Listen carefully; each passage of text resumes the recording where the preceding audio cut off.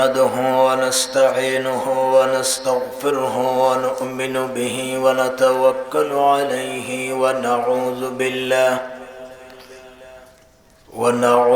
بالله من شرور أنفسنا ومن سيئات أعمالنا. من يهده الله فلا مضل له ومن يضلله فلا هادي له. ونشهد أن لا إله إلا الله وحده لا شريك له. ونشهد أن سيدنا وحبيبنا ومولانا محمدا عبده ورسوله الذي أرسله بالحق بشيرا ونذيرا وداعيا إلى الله بإذنه وسراجا منيرا. فقد قال الله تعالى في كلامه المجيد والفرقانه الحميد: أعوذ بالله من الشيطان الرجيم. بسم الله الرحمن الرحيم. ولنبلونكم بشيء من الخوف والجوع ونقص من الأموال والأنفس والثمرات. وقال تبارك وتعالى: ظهر الفساد في البر والبحر بما كسبت أيدي الناس. وقال تبارك وتعالى: إن الله وملائكته يصلون على النبي يا أيها الذين آمنوا صلوا عليه وسلموا تسليما. اللهم صل على سيدنا مولانا محمد وعلى آل سيدنا مولانا محمد। পশু পাখি বলে ওঠে আজ আমাদের খুশির দিন, মোদের মাঝে তশরিফ আনলেন রহমাতুল লিল আলামিন। আল্লাহুম্মা সাল্লি আলা সাইয়্যিদিনা মাওলানা মুহাম্মদ ওয়া আলা আলি সাইয়্যিদিনা মাওলানা মুহাম্মদ। খুব মনোযোগ দিয়ে প্রাণ খুলে মোহাব্বতের সাথে সবাই পড়েন: বালাগাল উলা বিকামালিহি কাশাফাদ দুজা বিজামালিহি হাসনাত জামিউ খিসালিহি সাল্লু আলাইহি ওয়া আলিহি। মুহাম্মাদুন বাশারুন লাইসা কাল বাশারি বল হুয়া ইয়াকুতুন ওয়ান নাসু কাল হাজারি। বালাগাল উলা বিকামালিহি কাশাফাদ দুজা বিজামালিহি হাসনাত জামিউ খিসালিহি সাল্লু আলাইহি ওয়া আলিহি। ঐতিহ্যবাহী শিমুলিয়া নিউ জামে মসজিদের উদ্যোগে আয়োজিত 2 দিনব্যাপী ঐতিহাসিক 26তম বার্ষিক তাফসিরুল কোরআন মাহফিলের আজকের প্রথম দিনের অত্র অধিবেশনের সম্মানিত সভাপতি মুআজ্জাজ উলামায়ে কেরাম, এলাকার বিভিন্ন স্থান থেকে আগত আমার দিনদার ইমানদার বন্ধুগণ, পর্দানিশী আমার মা বোনেরা, আমরা আল্লাহ রাব্বুল আলামিন আহকামুল হাকিমিনের দরবারে লাখ কোটি শুকরিয়া জানাই, যিনি বর্তমান পৃথিবীর এক নাজুক সময়ে, আপনারা জানেন আজ পুরা দুনিয়াতে মুসলিম জাতির এক মহা সংকট কাট চলছে। এই সংকটকালে আল্লাহ পাক আমাদেরকে দুনিয়ার সব বেজাল ফিতনা ফসাদ থেকে মুক্ত করে এই সুন্দর শামিয়ানার নিচে সালাতুল মাগরিবের পরে আল্লাহ পাকের কালামুল্লাহ শরীফ আলোচনা শোনার জন্য বসে থাকার তৌফিক দিলেন, উপস্থিত হওয়ার তৌফিক দান করলেন। সেই মহান মাবুদের দরবারে উচ্চ কণ্ঠে সবাই পড়ি আলহামদুলিল্লাহ। আর একটু জোরে সুরে পড়ি আলহামদুলিল্লাহ। আমার সাথে সকল ভাই পড়েন রব্বানা লাকাল হামদ হামদান কাসীরা মুবারাকান তাইয়্যিবা। মুআজ্জাজ হাজিরিন কেরাম, এই যে বিশ্বের মুসলিম জাতির দুর্দিন, আপনাদের জানা আছে ভারতের মুসলমানদের আজকে নাগরিকত্ব নাই। 500 বছরের বাবরি মসজিদকে ভেঙ্গে আইন করে এখানে রাম মন্দির নির্মাণের সব চূড়ান্ত ফয়সালা মোদী সরকার হাতে নিয়েছে। এইভাবে আপনারা জানেন মিয়ানমারের মুসলমান যাদের স্বাধীনতাকে শুধু হরণ করে হয় নাই, বাড়ি ঘর মানুষ পুড়িয়ে দিয়েছে। 10 লাখের উপরে আজকে মুসলিম জাতি আমাদের দেশে চট্টগ্রামের পাহাড়ি অঞ্চলে একটি পলিথিনের কাপড় দিয়ে কোনো মতে জীবনযাপন ঠান্ডার মধ্যে করছে।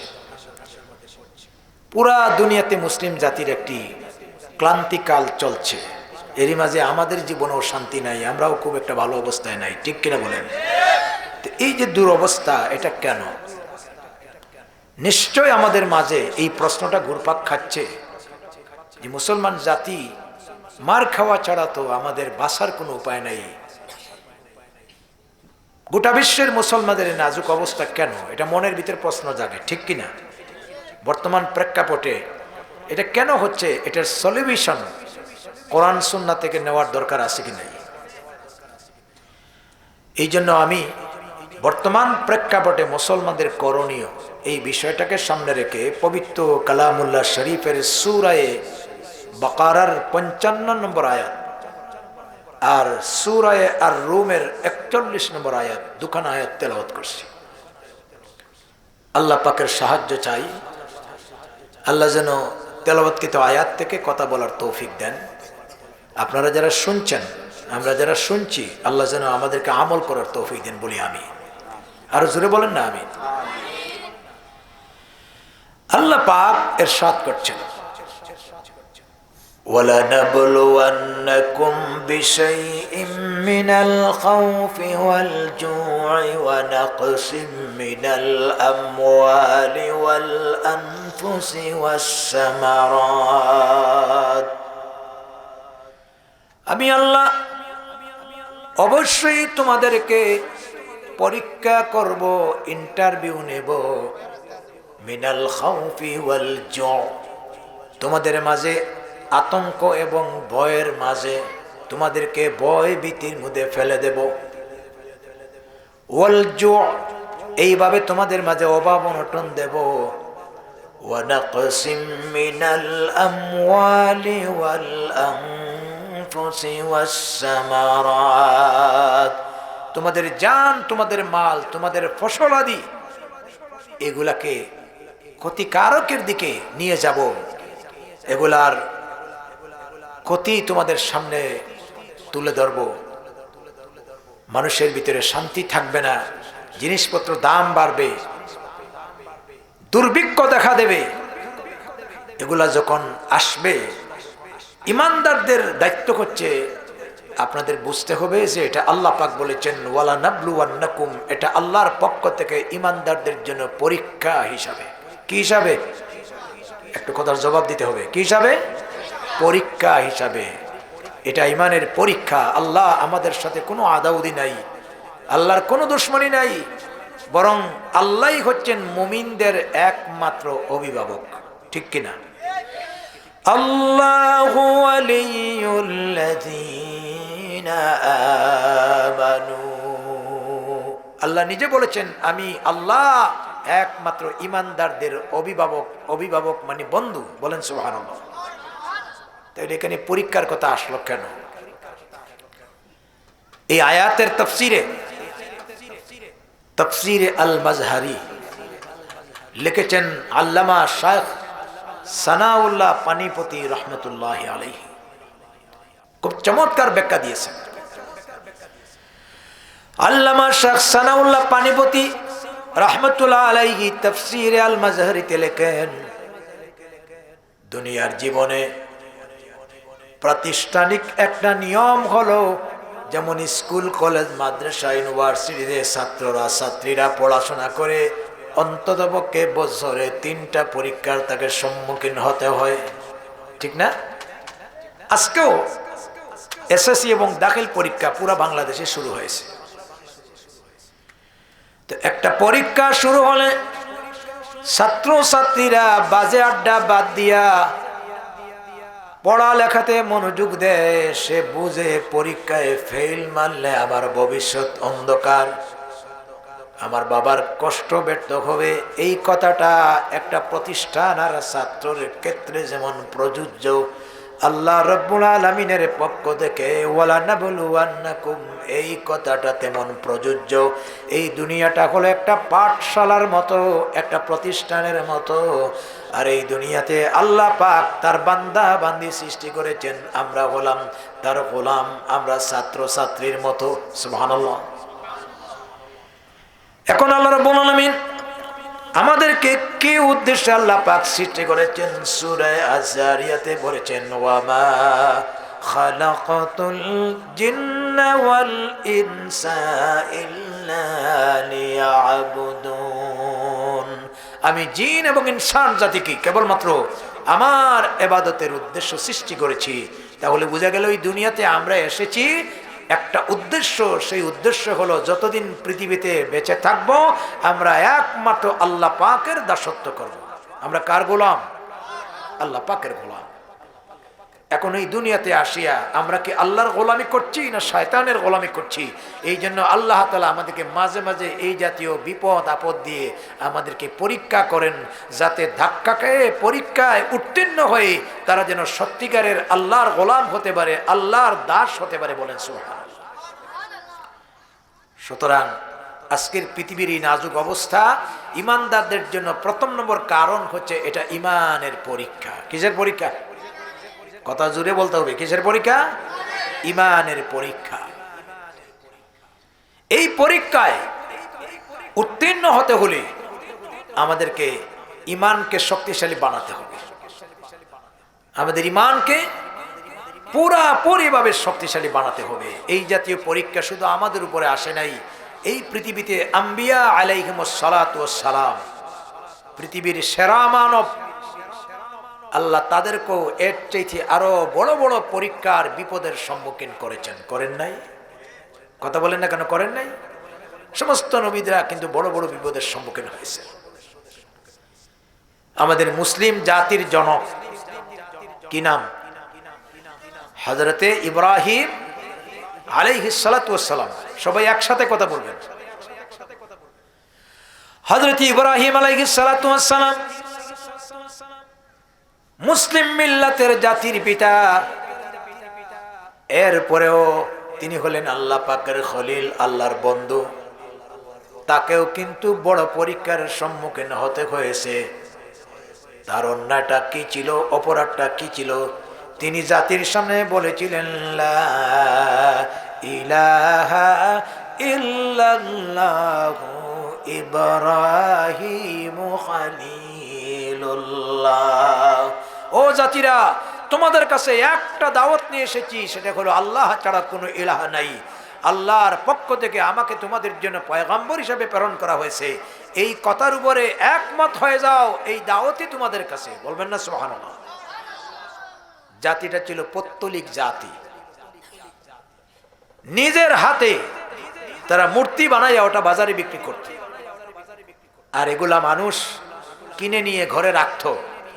বিভিন্ন ধরনের মূর্তি ছিল, কোনোটা থেকে কোনোটা ভিন্ন ভিন্ন। এক মূর্তি ছিল দাদা তার কাছে রিজক চাইতো, আরেক মূর্তি ছিল তারা সম্মান চাইতো।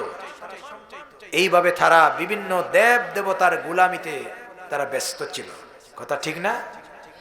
ইব্রাহিম আলাইহিস সালাম বলেছিলেন, তোমরা কেন এগুলার দাসত্ব করো? না চলতে পারে, না নড়তে পারে, না কথা বলতে পারে, না ইজ্জত দিতে পারে, না সম্মান দিতে পারে। সুতরাং এগুলা বাদ দিয়া তোমাদের কাছে আমি একটা মেসেজ নিয়ে এসেছি, সেটা হচ্ছে যে তোমার এবং আমাদের দাসত্ব, আমরা যার গোলামি করব তিনি এক, ওয়াহদাহু লা শারীকা লা, আল্লাহ ছাড়া কোনো ইলাহ নাই, এটার উপরে তোমরা একমত হয়ে যাও। এই আন্দোলন, এই তাওহীদের আওয়াজ তৎকালীন সময়ে স্তব্ধ করে শুধু দেয় নাই, তৎকালীন সময়ের রাজা ছিল নমরুদ। নমরুদ কি ছিল? রাজা ছিল। পর্যন্ত চিন্তা করলো ইব্রাহিম হয়ে গেছে আমার জন্য একটা বিশাল সমস্যা, সুতরাং তাকে দমাতে গেলে রিমান্ড দিতে হবে। কি রিমান্ড দেবে? আগুন ধরাও, জ্বালিয়ে শেষ করে দেব। আল্লাহু আকবার বলেন। ও আমার ভাইরা, এটা নমরুদের পক্ষ থেকে ছিল ইব্রাহিমের প্রতি বিশাল পানিশমেন্ট, রিমান্ড। আর আরেক দিক দিয়ে আল্লাহর পক্ষ থেকে এক মহান পরীক্ষা। যখন ইব্রাহিমকে তারা গ্রেফতার করে ধরে নিয়ে গেল আগুনে ছেড়ে দেওয়ার জন্য, এবার হযরত ইব্রাহিম বললেন, তোমারে আমারে জ্বালিয়ে দাও, কিন্তু আমি আল্লাহর পয়গম্বর, আমার গায়ের কাপড় খুলো না, আমাকে উলঙ্গ করো না। এত বড় সন্ত্রাসী জাতি, আল্লাহদ্রোহী জাতি ছিল, নবীদের সঙ্গে বেয়াদবি করতে করতে কাপড়টা পর্যন্ত খুলে উলঙ্গ করে দিল। বলেন নাউযুবিল্লাহ। আগুনে ছেড়ে দেওয়ার মুহূর্তেই হযরতে জিবরিল আমিন আলাইহিস সালাতু ওয়াস সালাম এসে বলেন, ইব্রাহিম, এই মুহূর্তে আমি কি করতে পারি? তোমাকে সহযোগিতা করতে পারি? হযরত ইব্রাহিম বললেন, আমি তো জিবরিলের দাসত্ব করি না, আমি তো দাসত্ব করি আমার মাবুদের। সুতরাং তোমার কাছে কোন দুঃখে সাহায্য চাইবো? আল্লাহ কি দেখেন না? আল্লাহর যদি মর্জি হয় অবশ্যই আমি নমরুদের আগুনে শাহাদাতের নজরানা পেশ করব। আর আল্লাহর যদি মর্জি হয় তিনি আমারে রক্ষা করবেন। কেমনে করবেন? এটা মহান আল্লাহর দায়িত্ব। জোরে সোরে বলবেন না সুবহানাল্লাহ? মুহূর্তের ভিতরে আল্লাহ রাব্বুল আলামিনের পক্ষ থেকে আগুনের উপরে নোটিশ আনলো, কুলনা ইয়া নারু কুনি বারদান ওয়া সালামান আলা ইব্রাহিম। আগুন রে, আমার বন্ধু ইব্রাহিমের জন্য তুমি শান্তিদায়ক ঠান্ডা হয়ে যাও। আপনাদের সুবহানাল্লাহর আওয়াজে বোঝা গেছে দুপুরে খাবার দাবার খুব কম করছেন, গায়ে শক্তি নাই, ঠান্ডা লাগছে। সবাই একসাথে আওয়াজ দিয়ে জোরে সরে বলেন তো সুবহানাল্লাহ। আগুন তো শুধু ঠান্ডা হয় নাই, ইব্রাহিমের জন্য একটি শীততাপ নিয়ন্ত্রিত এয়ার কন্ডিশন পরিবেশ হয়ে গেল। মিস্টার নমরুদ এগুলি দেখে আগুনকে নির্দেশ দিল, আগুন রে, কি হলো তোর?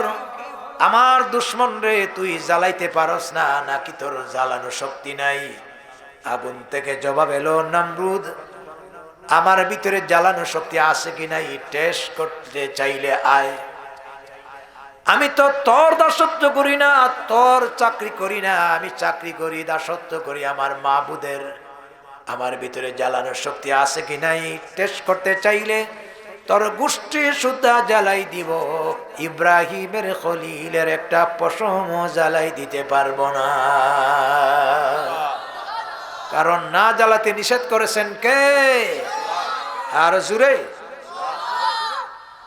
বিশ্বকবি কবি সম্রাট আল্লামা ইকবাল মারহুম খুব চমৎকার করে বলেছেন, আজ भी हुजू इब्राहिम का ईमान पैदा आका कर सकती है एक अंदाज गुलिस्ता पैदा।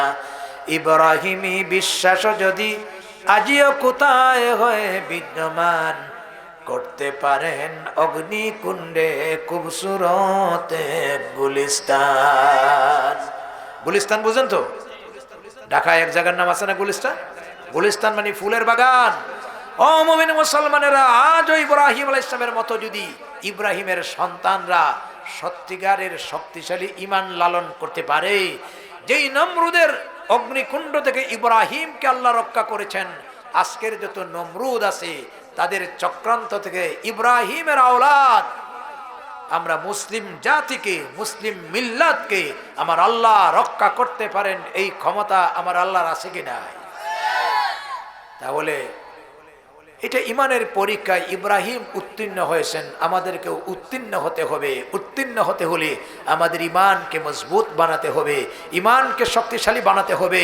শক্তিশালী ইমানই এই জাতীয় পরীক্ষায় উত্তীর্ণ করতে পারে। কথা ঠিক কিনা বলেন? সুবহানাল্লাহ বলবেন না? শুধু তাই না, আপনি দেখুন কোরআনে কারিমে আল্লাহ পাক আরো এক্সাম্পল দিয়েছেন, নবীদের চমৎকার ঘটনা কোরআনে কারিমে আছে। আল্লাহ রাব্বুল আলামিন কোরআনে কারিমে বলছেন, ওয়াজান্নুন, আমার মাসওয়ালা নবীর জীবন বৃত্তান্ত তোমাদের সামনে বর্ণনা করা হয়েছে। ইযহাবা মুগাযিবান ফাযান্না আল্লান নাকদির আলাইহি ফানাদা ফিজ যুলুমাতি আল্লা ইলাহা, সবাই পড়েন, লা ইলাহা ইল্লা আনতা সুবহানাকা ইন্নী কুনতু মিনাজ জালিমিন। সুবহানাল্লাহ, সুবহানাল্লাহ। কি চমৎকার ঘটনা আল্লাহ কোরআনে কারিমে এক্সাম্পল দিয়েছেন। বলছেন, যখন ইউনুসকে আমি, ইউনুসের ব্যাপারে মাছকে আমি ঘোষণা দিলাম, ধরো পাকড় করো, সমুদ্রের মাছ বিশাল এই মৎস্য আমার নবী ইউনুসকে ঘিলে একদম সমুদ্রের তলদেশে নিয়ে গেল। আল্লাহু আকবার বলে। মাছের পেটের খাদ্য কত বড় বিপদ ছিল। তিনটা অন্ধকারের ভিতরে ছিলেন ইউনুস, একটা মাছের পেটের অন্ধকার, একটা রাত্রের অন্ধকার, আর একটা পানির অন্ধকার। আবার কেউ কেউ বলেছেন যে মাছটারে ইউনুস গিলে ফেলেছিল এটারই গিলছিল আরেকটা, ওইটারই গিলছিল আরেকটা। হাওড় থেকে বাজারে যখন মাছ যায় দেখবেন অনেক মাছের মুখে আরেকটা মাছ আছে, আছে না? আল্লাহর নবী ইউনুস মাছের পেটে বসে বসে সমুদ্রের তলদেশে তিনি চিন্তা করলেন, এত বড় বিপদ যে আল্লাহ পাক আমার উপরে দিয়েছেন, দুনিয়ার কাউকে ডাক দিলে কেউ সাহায্য করার মতো সামর্থ্য রাখে না, আমার আওয়াজও শুনবে না। যিনি আমাকে বিপদে ফেলে দিয়েছেন, এই পরীক্ষায় উত্তীর্ণ হলে তারই সাহায্য ছাড়া বাঁচার কোনো উপায় নাই, ঠিক না? তিনি ডাকছেন কারে? আল্লাহর নামটা মজা করে নেন, বলেন আল্লাহ। আল্লাহ হচ্ছে ইসমে আজম, এটা বড় মজার নাম। अल्लाह अल्लाह क्या मुबारक नाम है, अल्लाह अल्लाह आशिकों का काम है। আল্লাহ শব্দটা মুমিনরা যখন উচ্চারণ করে এই নামের ভিতরে একটা মাধুর্যতা পাওয়া যায়। এটা আল্লাহর আশিক যারা, আল্লাহ প্রেমিক যারা, তাদের কাছে এটা বড় মজার নাম, ঠিক কিনা বলেন? সুবহানাল্লাহ বলবেন না?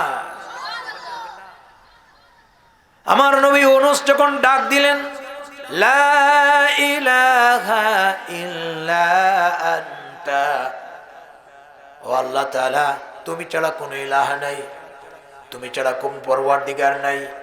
সুবহানাকা, তোমার পবিত্রতা ঘোষণা করছি। ইন্নী কুনতু মিনাজ জালিমিন, আর আমি তো অপরাধীদের ভিতরে অন্তর্ভুক্ত হয়ে গেছি। আল্লাহ পাক মুহূর্তের ভিতরে জবাব দিয়া নাজিল করলেন ফাস্তাজাবনা লাহু, সবাই মনে প্রাণে পড়েন ফাস্তাজাবনা লাহু ওয়া নাজ্জাইনাহু মিনাল গাম্মি ওয়া কাযালিকা নুনজিল মুমিনিন। ও আমার নবী ইউনূস, মাছের পেটের খাদ্য আর তুমি যখন সমুদ্রের তলদেশে থেকে আমারে ডাক দিলা, দুনিয়ার জনমানব কেউ তোমার ডাক শুনে নাই। আরশে আজিম থেকে আমি আল্লাহ রাব্বুল আলামিন তোমার ডাকে সাড়া দিলাম। আল্লাহরে ডাকলে আল্লাহ শুনেন কিনা? জুড়ে বলেন শুনেন কিনা? আল্লাহ বলছেন শুধু ডাকে সাড়া দেই নাই, ও নাজ্জাইনাহু, মাছের পেট থেকে তোমাকে চিরস্থায়ী মুক্তির ব্যবস্থা করলাম।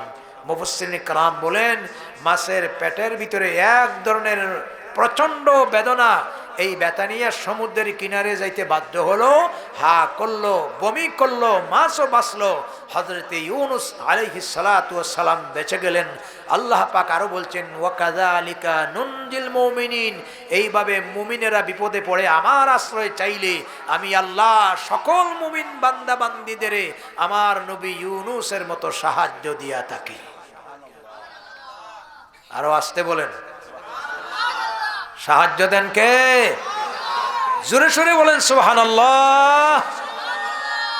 সুতরাং ইমানের পরীক্ষায় উত্তীর্ণ হতে হলে আমাদের সাহায্য চাইতে হবে একমাত্র কার কাছে? আল্লাহ পাকের কাছে।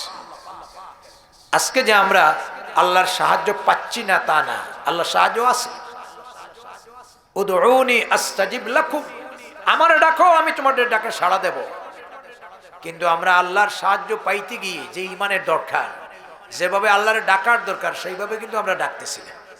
কথা বলেন না কেন? আমরা তো আল্লাহর নিমক হারামি করছি, আল্লাহর কাছে যাচ্ছি না। আমরা যত গুনাহের কাজ করছি সব হচ্ছে আল্লাহ দ্রোহিতা। নামদারি কত মুসলমানরা আল্লাহরে পর্যন্ত অস্বীকার করে ফেলেছে, বলে দেয়ার ইজ নো গড, পৃথিবীতে আল্লাহ একজন আছে বলে এগুলা বিশ্বাস করা যায় না। যারে দেখা যায় না তারে মানা যায় না, বলেন না নাউজুবিল্লাহ। এই জাতীয় নাস্তিক মুরতাদ বাংলাদেশে আছে কি নাই? এদের মাথার অনেকটার চুল নাই। ফুটবলের মাঠ, ক্রিকেট খেলার মাঠ। এরা আবার পরিচয় দেয় বুদ্ধিজীবী। দেখছেন নি? বুদ্ধি বেচিয়া খায়। যারা মাছ বেচে তাদেরকে বলা হয় মৎস্যজীবী, যারা আইনের ব্যবসা করে তাদেরকে বলা হয় আইনজীবী, আর যারা বুদ্ধি বেচিয়া খায় তারা হলো বুদ্ধিজীবী। এরা আসলে বুদ্ধিজীবী না। আল্লাহর ভাষায় উলাইকা কাল আনআম বাল হুম আদল, এরা চতুষ্পায়ী জানোয়ারের চাইতে আরো নিকৃষ্ট। কান আছে শোনে না, চোখ আছে দেখে না, অন্তর আছে অনুধাবন করে না। কথা ঠিক কিনা বলেন? আল্লাহর বিপক্ষে কাজ করে।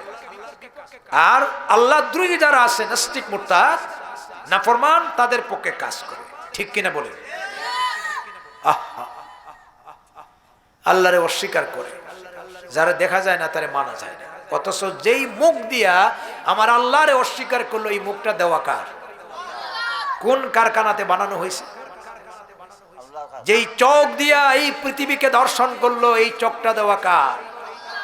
যেই জিহ্বা দিয়ে আল্লাহর দেওয়া মজার মজার খাবারগুলি গ্রহণ করলো, এই খাবারগুলি দেওয়া কার? কোরআনে কারিমে আল্লাহ রাব্বুল আলামিন বলেছেন কাইফা তাকফুরুনা বিল্লাহি ওয়া কুনতুম আমওয়াতান ফাআহইয়াকুম সুম্মা ইউমীতুকুম সুম্মা ইউহয়িকুম সুম্মা ইলাইহি তুরজাউন। আল্লাহ পাক বলেন কিভাবে তুই আমারে অস্বীকার করলে, অথচ এই পৃথিবীতে আসার আগে তুই ছিলে মরা নিষ্প্রাণ, তোর নাম নিশানা কিছুই ছিল না। আমি নাই থেকে মানব রূপে তৈরি করলাম, আর এত সুন্দর স্ট্রাকচার দিলাম, মানুষ হচ্ছে এত সুন্দর প্রাণী। আল্লাহ পাক বলছেন ওয়াত্তিনি ওয়াজ্জাইতুনি ওয়া তুরি সিনিনা ওয়া হাদাল বালাদিল আমিন লাকাদ খালাকনাল ইনসানা ফি আহসানি তাকওয়িম। তিন, জাইতুন, তুর পর্বত আর নিরাপদ নগরী বাইতুল্লাহ শরীফের কসম, আমি মানুষকে এক চমৎকার ডিজাইন দিয়ে তৈরি করেছি। মানুষের চাইতে অপরূপ সুন্দর কোনো প্রাণী আর কেউ হতে পারে না। সুবহানাল্লাহ। অথচ তুই আমারে অস্বীকার করলে, সুম্মা ইউমীতুকুম, আবারও মরতে হবে। না মরতে হবে না? কি বলেন, মরতে হবে না? আমাদের সামনে মৃত্যু আছে কি নেই? এই জায়গায় নাস্তিকরাও কিন্তু আস্তিক। নাস্তিকরাও এই জায়গায় আস্তিক কেন? যে মরার চলমান প্রক্রিয়া শুরু হয়েছে দুনিয়ার শুরু থেকে আজ পর্যন্ত চলছে, মৃত্যুর হাত থেকে বাঁচার কোনো উপায়। মরণ থেকে পালাও তুমি, মরণ তোমায় লইবে গিরি, যদিও সুদূর আকাশ পানে লুকাও সে তাই লাগিয়ে সিঁড়ি। এ মহারোগের চিকিৎসক নাই, নাই সে ঔষধ জগতে, কুজিয়া কাতর হইলে কি হবে, পারিবে না তারে ফিরাতে। দুনিয়ার বহু রোগের ঔষধ আছে, মৃত্যু নামক রোগের কোনো ঔষধ নাই, আমাদের মরতে হবে। আল্লাহ বলছেন সুম্মা ইউমীতুকুম, মৃত্যুর পরেও তোমার শেষ না, সুম্মা ইউহয়িকুম, আবারও কিয়ামতের দিন ময়দানে মাহশরে আলমে বরজখ কবর জগৎ থেকে তোমাকে আবার উঠানো হবে, জিন্দা হবে। ঠিক কিনা? এই জন্য আমরা মানুষ মরলে যখন কবরস্থ করি তখন কি পড়ি? মিনহা খালাকনাকুম, পড়েন সবাই, মিনহা খালাকনাকুম ওয়া ফিহা নুঈদুকুম ওয়া মিনহা নুখরিজুকুম তারাতান উখরা। আল্লাহর বান্দারে, এই মাটি দিয়া তোরে বানানো হয়েছে, আবারও এখানে রেখে দেওয়া হচ্ছে, আবারও ময়দানে মাহশরে উঠানো হবে, আর মাটিতে ফিরে আসতে হবে না। তো যেই দিন আল্লাহ পাক ময়দানে মাহশরে উঠাবেন, সেই দিন তাকে যখন জিজ্ঞাসা করা হবে কিভাবে তুই আমার অস্বীকার করলে, তার 14 গোষ্ঠী মিলে আল্লাহর এই প্রশ্নের উত্তর দেওয়ার সাহস থাকবে না। কথা বলেন ঠিক না? এই জন্য মনে করবে না যে আল্লাহর দেখা যায় না, তা মানা যায় না। এই পৃথিবীর চর্ম চোখ দিয়ে আল্লাহকে দেখা সম্ভব নয়, কিন্তু আল্লাহ পাকের সামনে আমাকে একদিন হাজিরা দিতেই হবে। ঠিক কিনা বলেন? আল্লাহ রাব্বুল আলামিন আরো আফসোস করে বলেছেন, আল্লাহ পাক বলেন আলাম নাজআল লাহু আইনাইনি ওয়া লিসানান ওয়া শাফাতাইন ওয়া হাদাইনাহুন নাজদাইন। আমি কি তোকে দুখানা চক্ষু, দুখানা ঠোঁট আর একখানা জিহ্বা দেই নাই? চোখ দিছেন কে? ঠোঁট দিছেন কে? জিহ্বা দিলেন কে? এই জিহ্বার মাঝে আল্লাহ কত বড় কারামতি দিলেন, মিরাকল। এই যে হাজারো হাজারো খাবারের মজা টেস্ট করার মতো অনুভূতি একটা জিহ্বার মাঝে আল্লাহ পাক দান করেছেন। সুবহানাল্লাহ। তো আল্লাহ পাকের দেওয়া নিয়ামত খাইয়া আল্লাহর অস্বীকার করে, আল্লাহ দুহিতা করে, এই জন্য আল্লাহর পক্ষ থেকে পানিশমেন্ট হিসাবে, আবার কোনো কোনো সময় পরীক্ষা হিসাবে এই আযাব আর গজব আসে। এই সমস্ত আযাব আর গজব থেকে বাঁচতে গেলে আমাদের প্রথম নম্বর কাজ হচ্ছে তারই কাছে ধর্ণা দেওয়া, তারই উপরে ঈমান আনা এবং সকল ক্ষেত্রে তারই গোলামি করা। পৃথিবীতে একমাত্র গোলামি হবে আল্লাহর, আল্লাহর সাথে কোনো অবস্থাতে কাউকে অংশীদার না করা। ঠিক কিনা?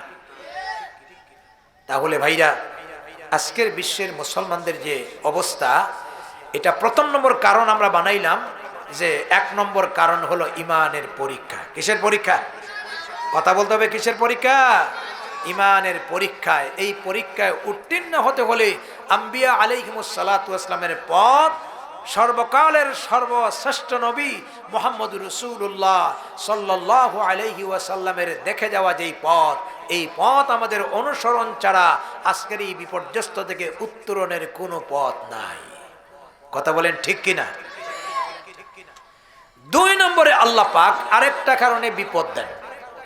শুধু মুসলমান না, অমুসলমানদেরও দেন, মুশরিকদেরও দেন। সূরায়ে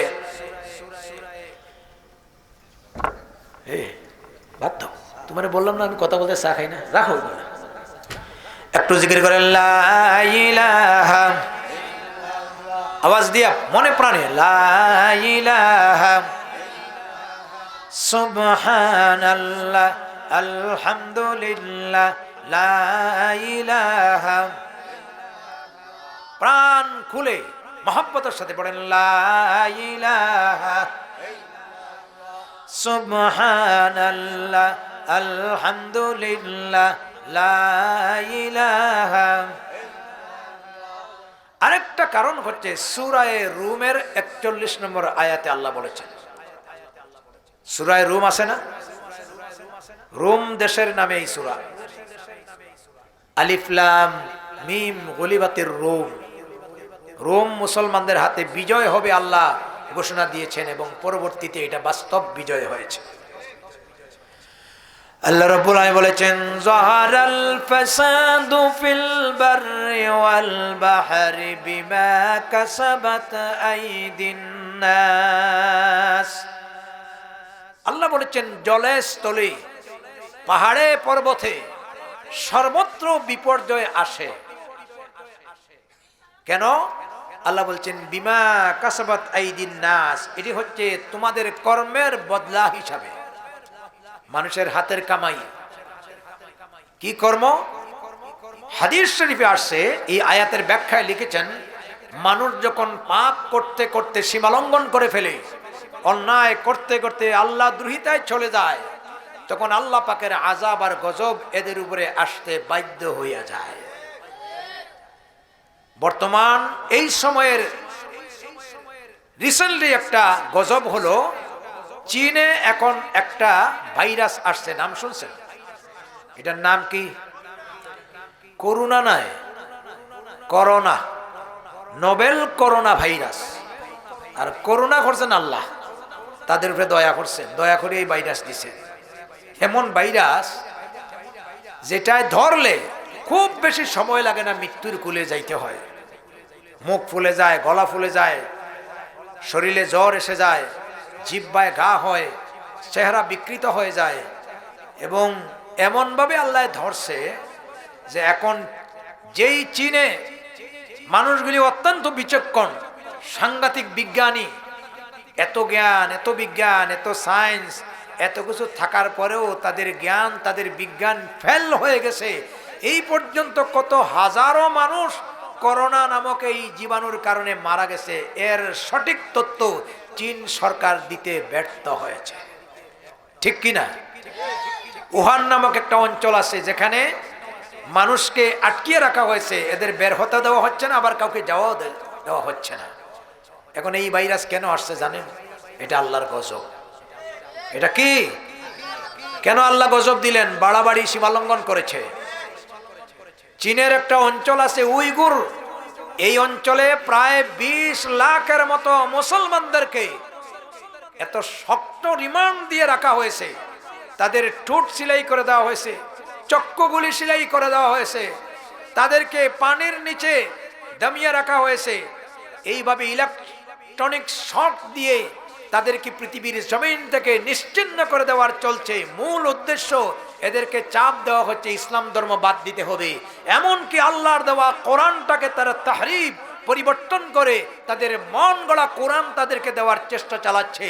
এত বাড়াবাড়ি করতেই গিয়া আজ আল্লাহ তাআলার যারা আনুগত্যশীল বান্দা, এদের উপরে নির্যাতন করতে গিয়া, জুলুম করতে গিয়া যখন সীমালঙ্ঘন করেছে, তো আল্লাহ দ্রোহিতার কারণে এদের উপরে করোনা নামক এই জাতীয় রোগ আর গজব আসতে বাধ্য হয়েছে। শুধু চীন না, পার্শ্ববর্তী আরো রাষ্ট্র বিভিন্ন দেশে ছড়িয়ে ছিটিয়ে পড়েছে। আল্লাহ আমাদের দেশ জাতিকে হেফাজত করুন, গোটা দুনিয়াকে হেফাজত করুন। দুঃখ লাগে, এরপরেও এরা আল্লাহর গজব স্বীকার করে না। পর্দা প্রথাকে তারা ভেঙে দিয়েছে। আজকে এমন পর্দা, কথা বুঝছেন, এখন নাকে মুখে গ্লাভস, চোখ মুখ সব ডাকিয়ে রাখছে। আল্লাহর দেওয়া এক গজবেই পর্দা করবেন না এমন পর্দা করাইতেছে, নারী পুরুষ সব পর্দার ভিতরে। কথা ঠিক কিনা বলেন? ও আমার ভাইরা, এগুলা হচ্ছে আল্লাহর গজব। এগুলা আল্লাহর কি গজব, এগুলো আল্লাহর গজব। এখন মনে করতে পারেন বিজ্ঞানের যুগ, সায়েন্সের যুগ, নতুন নতুন তত্ত্ব আবিষ্কার হচ্ছে, যত বড়ের সমস্যা তার মোকাবিলা করার জন্য বিজ্ঞানের ক্ষমতা আছে। আপনি কি ক্ষমতা আছে? আপনার বাপ দাদা 14 গোষ্ঠী মিলে আল্লাহর গজবের মোকাবেলা করা অতীতেও সাহস হয় নাই, আজও হবে না, ভবিষ্যতেও হবে না। আর আপনি মনে করবেন না আল্লাহর কাছে গজব একটা, আল্লাহর কাছে গজবেরও অভাব নাই। কথা বলেন না কেন? গজবের অভাব আছে? তিরমিজি শরীফের একটা হাদিস আছে, হযরতে আলী রাদিয়াল্লাহু তাআলা আনহু থেকে বর্ণনা, এবং মিশকাত শরীফে একই হাদিস হযরতে আবু হুরায়রা রাদিয়াল্লাহু তাআলা আনহু বর্ণনা করেছেন। নবী করিম সাল্লাল্লাহু আলাইহি ওয়াসাল্লাম বলেছেন, আমার উম্মতেরা যখন 15 ধরনের কাজ ওপেন করবে, 15 ধরনের পাপ কাজে লিপ্ত হয়ে যাবে, তখন তাদের উপরে আল্লাহ পাকের পক্ষ থেকে এমন আযাব আর গজব আসবে যে সমস্ত আযাব আর গজবের নাম আমাদের পূর্বপুরুষেরা জীবনেও শুনে নাই। এই যে নতুন নতুন নাম দিচ্ছে, এগুলো আমরা আগে শুনছি। কথা বলেন না? আল্লাহ রাসূল বলেছেন, রক্তিম বৃষ্টি, রক্তের ন্যায় বৃষ্টি হবে, ভূমিধস হবে, ভূমিকম্প হবে। এইভাবে তসবির দানা ছিঁড়ে গেলে একটার পর একটা যেইভাবে পড়তেই থাকে, এইভাবে একটার পর একটা নতুন নতুন আযাব আর গজব আসবে। যখন জাতি 15 ধরনের পাজে 15 ধরনের পাপ কাজে লিপ্ত হয়ে যাবে। কয় ধরনের? এর মধ্যে এক ধরনের পাপ হলো ইজাত তুকিজাল ফাইউ দাউলান, যখন মানুষেরা সরকারি সম্পদ অথবা গনিমতের মাল নিজের মাল হিসাবে ব্যবহার করবে। খালি চীনের উপরে গজব আসে নাই, আমার উপরেও গজব আসার অপেক্ষায় আছে। আজকারি সরকারি মাল দুর্নীতি হচ্ছে না? কথা বলেন না কেন?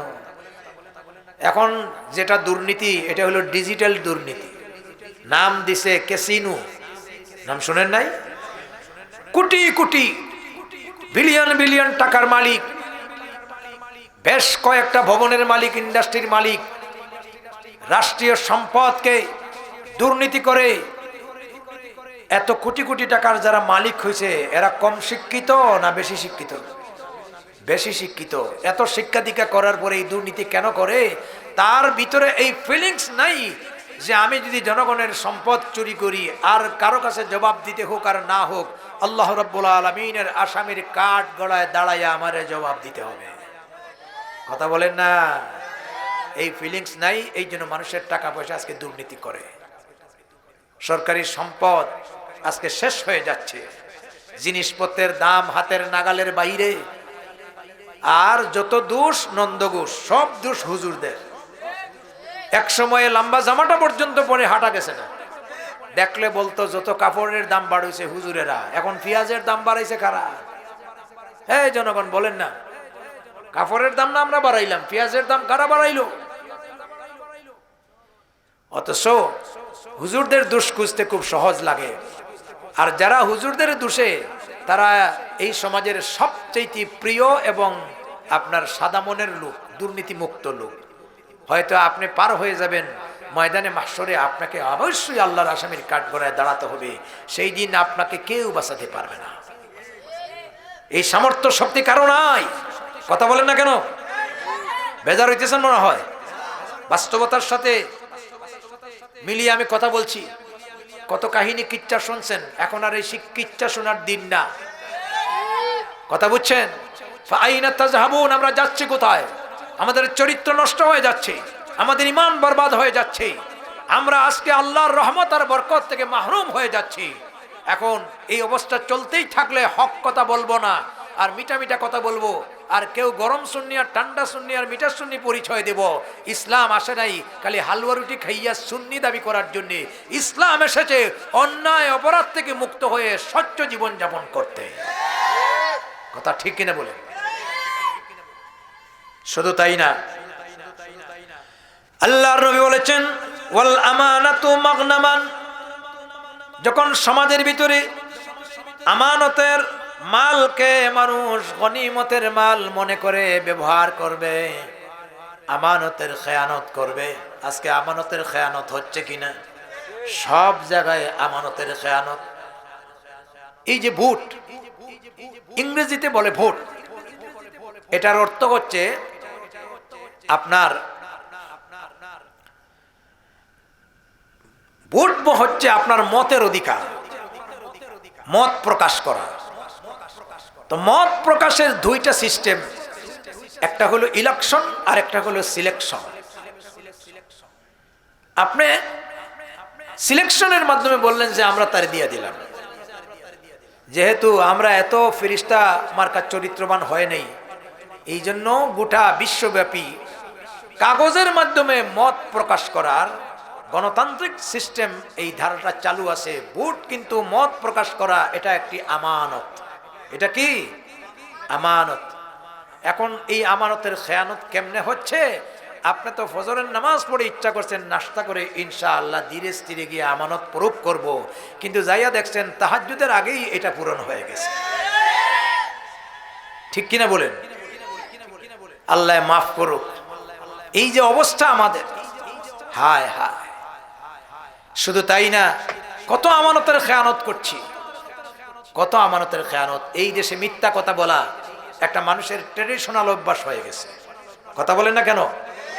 খাবারে দুর্নীতি, ফলনে দুর্নীতি, আইনে দুর্নীতি, খাবারে দুর্নীতি, সব জায়গায় দুর্নীতি। কথা বলেন না কেন? বিশ্বের মানচিত্রে বাংলাদেশে যত ভেজাল হয়, পৃথিবীর অন্য জায়গায় বিধর্মী রাষ্ট্রেও এত ভেজাল হয় না। কথা বলেন না কেন? গত 8 তারিখ আমার বিশ্ববিদ্যালয়ে এসেছিলেন মহামান্য রাষ্ট্রপতি। সেখানে তৃতীয় কনভোকেশন সমাবর্তন অনুষ্ঠান হয়েছিল। আমি তেলাওয়াত করেছি, তর্জমা করেছি, এই জন্য কাছে ছিলাম। একটা কথা বলেছিলেন যে এখন খাবারে যেইভাবে ফরমালিন, বিষ, রাসায়নিক কেমিক্যালস মিশিয়ে দেওয়া হচ্ছে, এগুলা খাইয়া এখন বেশিরভাগ ক্যান্সার রোগে মানুষ আক্রান্ত হয়ে যাচ্ছে।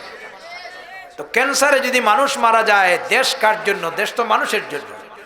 সুতরাং দেশকে বাঁচাতে গেলে মানুষ বাঁচাতে হবে, আর মানুষ বাঁচাতে হলে আপনারা ফরমালিন বা এই জাতীয় কেমিক্যালস খবরদার খাবারে মিশাবেন না। এই কাজটা বড় খারাপ কাজ। কিন্তু সুরে না শুনে ধর্মের কাহিনী। কারণ এই কথা যতই বলা হোক না কেন, এই কথা তো আমলে আমাদের দেশে নেয় না। কথা বলেন না কেন? আইনের শাসন নাই। দেখা গেছে উচ্চ পদস্থ কর্মকর্তা যারা আছে তাদেরকে ফাঁকি দিয়ে তারা 2 নম্বরই কাজ অনায়াসে করছে, আর জনগণ মরছে। কথা ঠিক কিনা বলেন?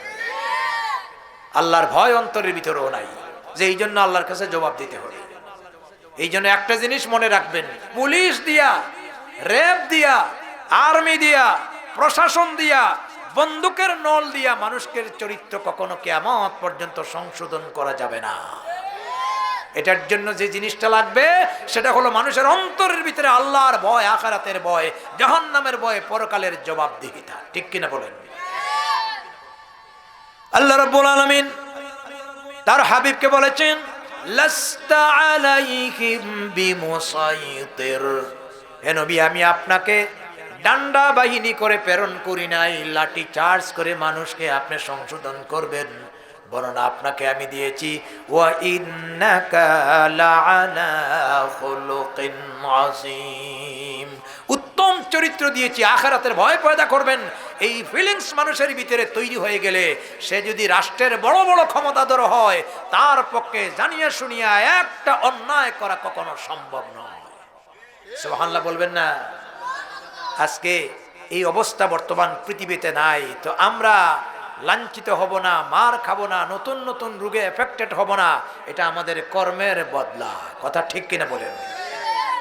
সাইয়েদনা ওমর বলেন না রাদিয়াল্লাহু তাআলা, আল্লাহু আকবার, কিভাবে তাদের জনগণের বিশ্বস্ত ছিলেন, যার অধীনে ছিল গোটা পৃথিবীর অর্ধেক জাহান। আল্লাহু আকবার বলেন। তারা নেতৃত্বের কাঙ্গাল ছিলেন না। মানুষ তাকে, জনগণ তাদেরকে খলিফা নির্বাচন করেছে। সুবহানাল্লাহ বলবেন না? এরপরেও গোটা পৃথিবীর অর্ধেক জাহান তার অধীনে চলে গেল। রাত হয়ে গেলে ঘুমকে হারাম করে মানুষের দুয়ারে দুয়ারে রাস্তার অলিতে গলিতে সারাটা রাত কাটাইয়া দিয়েছেন। সুবহানাল্লাহ বলেন। তার খাদেম ছিল, বলছে ওলি জাসাদিকা হক করবে। কি হলো আমিরুল মুমিনিন, আপনি রাত্রেও ঘুমাবেন না? আপনার স্বাস্থ্যের তো কমপক্ষে হক আছে। বলছে বাবা শোনো, এই জনগণের আমানত আমাকে যারা দিয়েছে খলিফা, যদি একটা কুত্তা না খেয়া ফুরাত নদীর তীরে মারা যায় আর কিয়ামতের দিন আল্লাহ পাক আমাকে জিজ্ঞাসা করেন তোমার অধীনে আমার একটা মখলুক কেন না খেয়া মরলো, এর জবাব আমি কি দিব? এই ফিলিংস আমার মনের ভিতরে সৃষ্টি না হলে আমি গভীর রজনীতে রাতের ঘুমকে হারাম করে মানুষের দুয়ারে দুয়ারে রাস্তার অলিতে গলিতে সারাটা রাত কাটাইতাম না। আপনাদের জুমালার আওয়াজ শুনে আমার ভালো লাগলো না, খারাপ লাগতেছে কথাগুলি? তাহলে আলোচনা বাদ দিয়ে দেই, তাহলে কথা বলতে হবে। জোরে বলেন সুবহানাল্লাহ। শুধু তাই না, মাঝে মাঝে জনগণের অবস্থা কম্পেয়ার করতে। একদিন তিনি মরুভূমিতে গেলেন, সাক্ষাৎ পেলেন এক ছাগলের রাখল, বকরির রাখালের, বকরি চড়ায়।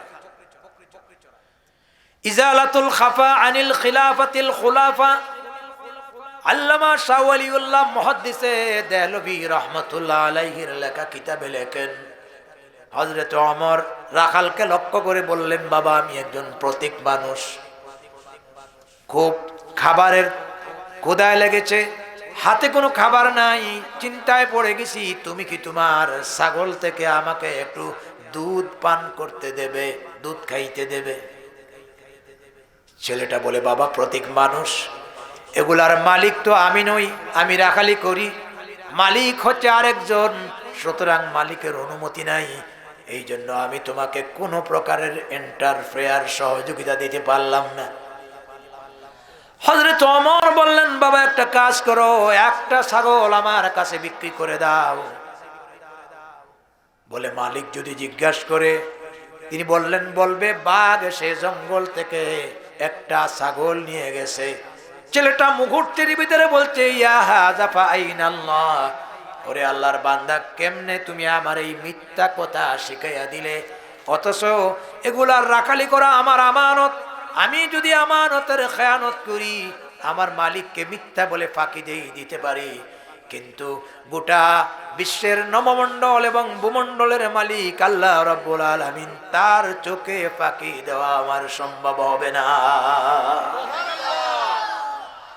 হযরত ওমর রাদিয়াল্লাহু তাআলা আনহু একটা সাধারণ ছাগলের রাখালের আমানত এবং বিশ্বস্ততা, আল্লাহর ভয় দেখে বুকে হাত দিয়ে বললেন, লাকাল হামদু ওয়া লাকাশ শুকর, আল্লাহ তোমার শুকরিয়া আদায় করছি।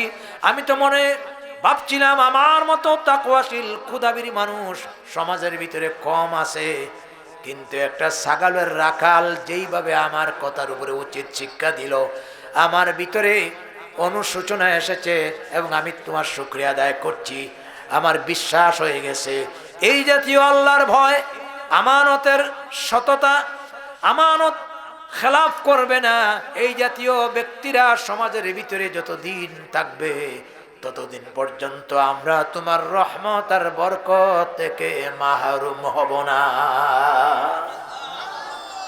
আজকে সম্পদ বাড়ছে, বরকত নাই, কথা বলেন না কেন? এই জন্যই তো আজকে আমরা শান্তি পাচ্ছি না। মানুষের ভিতরে দুই নম্বরই, মানুষের ভিতরে ভেজাল, মানুষ অখাদ্য কুখাদ্য খায়, মানুষ দুর্নীতি করে, মানুষ সুদ খায়, ঘুষ খায়, আছে কি নাই? সুদের নাম দিছে ইন্টারেস্ট, আর ঘুষের নাম বকশিস। কি চমৎকার নাম! সুদের নাম কি? ইন্টারেস্ট, আর ঘুষের নাম বকশিস। সরকারি প্রায় অফিসে ঘুষ ছাড়া ফাইল চলে না, কথা বলেন না? রাস্তাঘাটের জন্য কাবি খা, এটার নামও কাবি খা, খাবে যখন ভালো করে খা।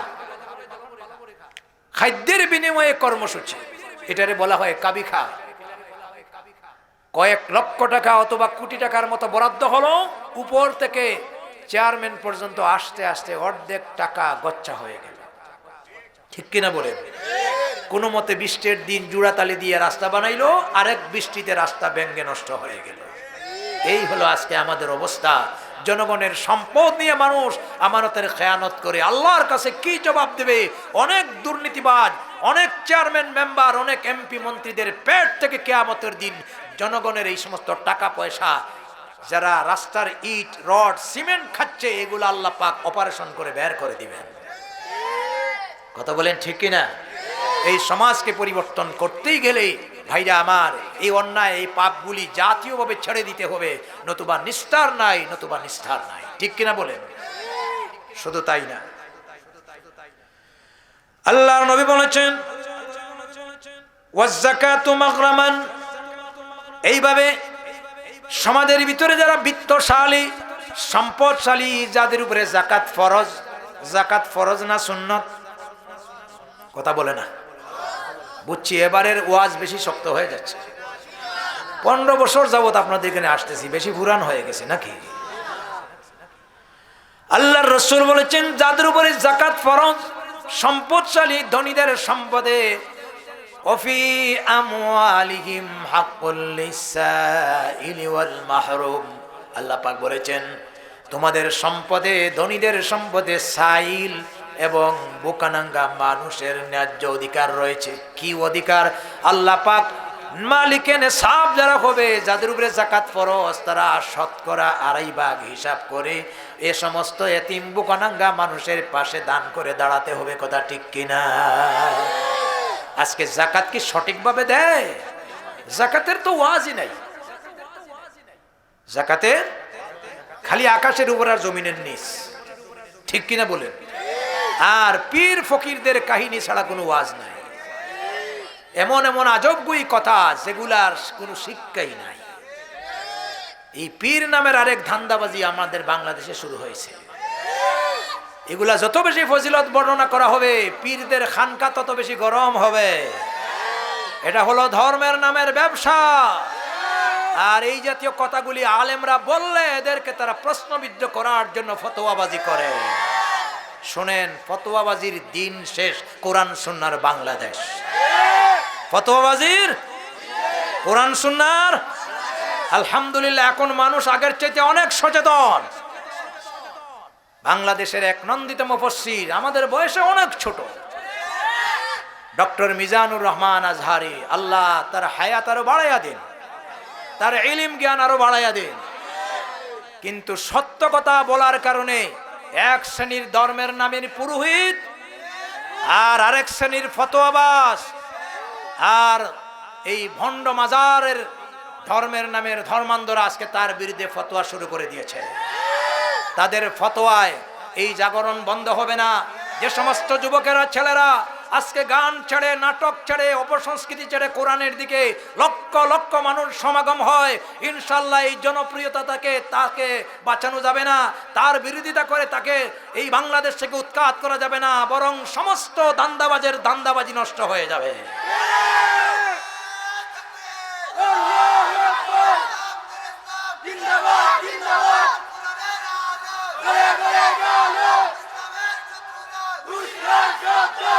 আমার ভাইরা, যাকাতের কোনো আলোচনাই নাই। যাকাত ইসলামের রুকনগুলির ভিতরে, ফিলার অফ ইসলাম, ইসলামের যে 5টা ফিলার, এই ফিলারের ভিতরে অন্যতম স্তম্ভ। নামাজ হচ্ছে ইমানের পরেই, আর যাকাত হচ্ছে নামাজের পরে। ঠিক কিনা বলেন? আমরা তো গলত মশহুর একটা ভুলভাবে যাকাতরে 5ম নম্বর স্থানে দিয়েছি। কালিমা, নামাজ, রোজা, হজ, যাকাত, এইভাবে হিসাব করলে যাকাত যায় কয় নম্বরে? অথচ কালিমার পরে নামাজ, নামাজের পরে যাকাত। ঠিক কিনা? কোরআনে কারিমে আল্লাহ রাব্বুল আলামিন যত জায়গায় নামাজের কথা বলেছেন, এর কাছেই যাকাতের কথা বলেছেন। আকিমুস সালাহ ওয়া আতুজ যাকাত, ইকামিস সালাহ ওয়া ইতাইজ যাকাত, নামাজ কায়েম করো, যাকাত আদায় করো। জোরে সোরে বলেন সুবহানাল্লাহ। নামাজ হচ্ছে অর্থনৈতিক ইবাদত, নামাজ হচ্ছে ইবাদতে জিসমানি শারীরিক ইবাদত, আর যাকাত হচ্ছে ইবাদতে মালি অর্থনৈতিক ইবাদত। ধনীদের সম্পদে আল্লাহ পাক এটা ফরজ করে দিয়েছেন। কিন্তু দুঃখ লাগে আমাদের দেশে সঠিকভাবে যাকাত আদায় হয় না, বরঞ্চ দেখা দেয় যাকাত দিতে গিয়া মানুষ বাঁচার কথা মানুষ আরো হত্যা করে। কথা ঠিক কিনা? বিভিন্ন কোম্পানি আছে, আগে দিত আদমদি জুট মিল, এরপরে ওই মুমিন সিংহে দেখলাম নুরানি জর্দা ফ্যাক্টরি, সারা জীবন জর্দা খাওয়াইয়া দিল ক্যান্সার বানাইয়া। জর্দার প্যাকেটে দেখছেন না ক্যান্সার হয়, সিগারেটের গায়ে লেখা আছে না ধূমপান স্বাস্থ্যের জন্য ক্ষতিকর, কিন্তু আমাদের জনগণেরও এত দোষ, এইগুলা জনমের মতো খায়। এই একটাই পণ্য যার গায়ে বদনাম লেখা আছে এরপরেও মানুষে খায়। একটা চকলেটের পিছনে যদি লেখা থাকে এটা খাইলে ক্যান্সার হবে, এটা কেউ খাবে না, কিন্তু বিড়ি সিগারেট ধূমপান এরপরে তামাক এগুলার পিছনে লেখার পরেও মানুষে খায়।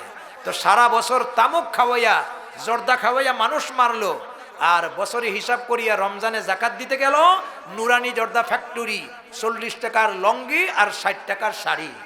এই শাড়ি আর লঙ্গি পাইতে গিয়া বাংলাদেশের যত প্রতিবন্ধী, এরপরে ল্যাংরা লুলা কানা এতিম বোকানাঙ্গা ভিক্ষুক এরা চটলা বাঁধলো একটা লঙ্গি আর শাড়ির আশায়, মানুষের পায়ের পৃষ্ঠে পড়ে অসংখ্য মানুষগুলি মারা গেল। এই জাতীয় মানুষ মেরে জাকাত দেওয়া কিয়ামতের দিন এমন দানশীল হত্যার আসামি হয়ে আল্লাহর দরবারে দাঁড়াবে। জাকাত দেওয়ার অর্থ মানুষ বাঁচানো, এখন জাকাত দিয়া মানুষ মারে, কথা ঠিক কিনা?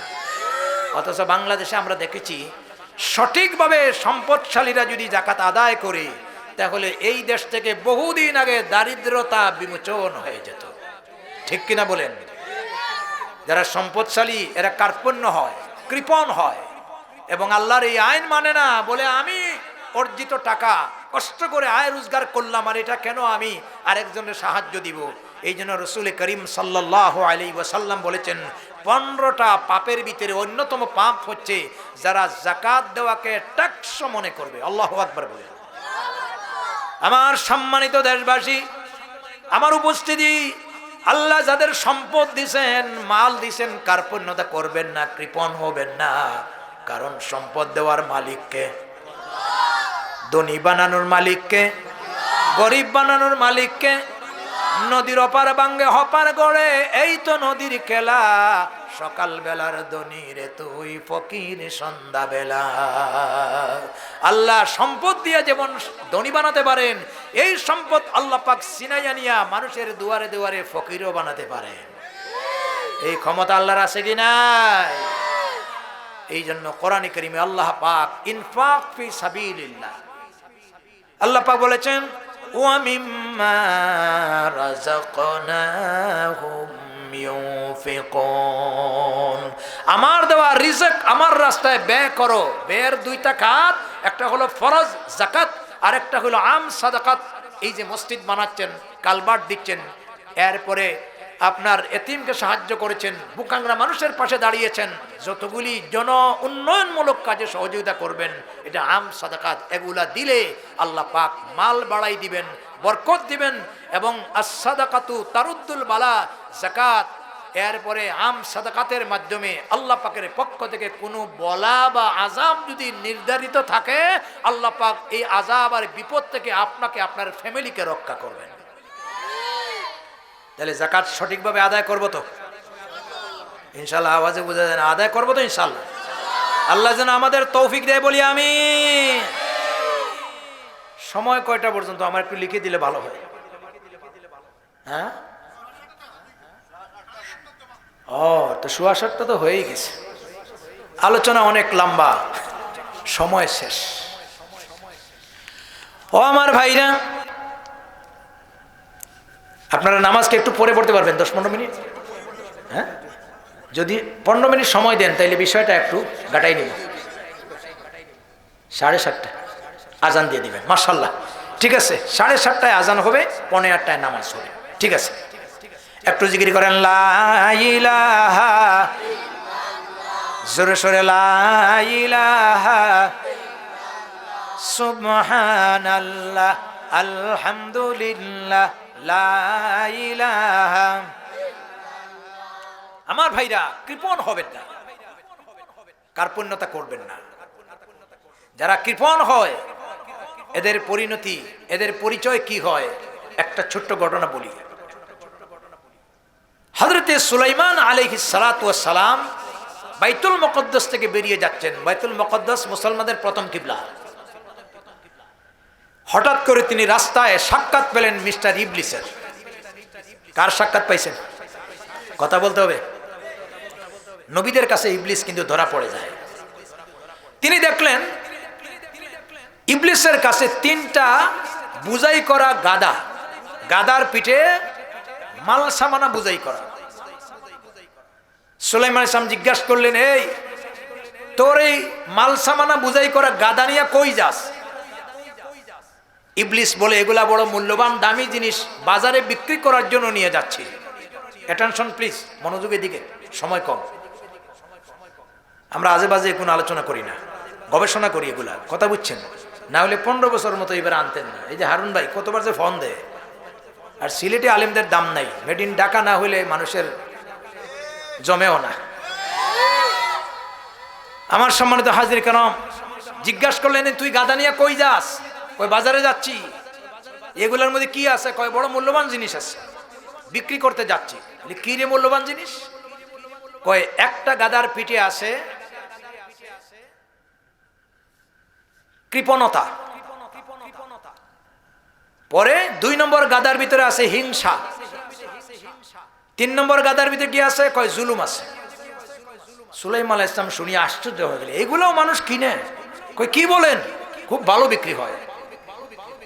এবার জিজ্ঞাসা করলেন, এই 3টা পণ্য কারা কিনে? কয় জুলুম কিনে, রাজা বাদশারা।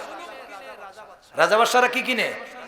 জুলুম কিনে। কেন কিনে? জুলুম করতে পারলে আজীবন বাদশাহিতে থাকা যায়, কিন্তু তারা শিক্ষা নেয় না। এই পৃথিবীর সবচেয়ে বড় জালিম ছিল ফেরাউন আর নমরুদ, যারা নিজে দাবি করেছিল আনা রব্বুকুমুল আলা, পরিণতি শেষ পর্যন্ত মিশরের পিরামিডে হাজারো হাজারো বছর আল্লাহ শুটকি বানাইয়া রেখেছেন। কথা ঠিক কিনা?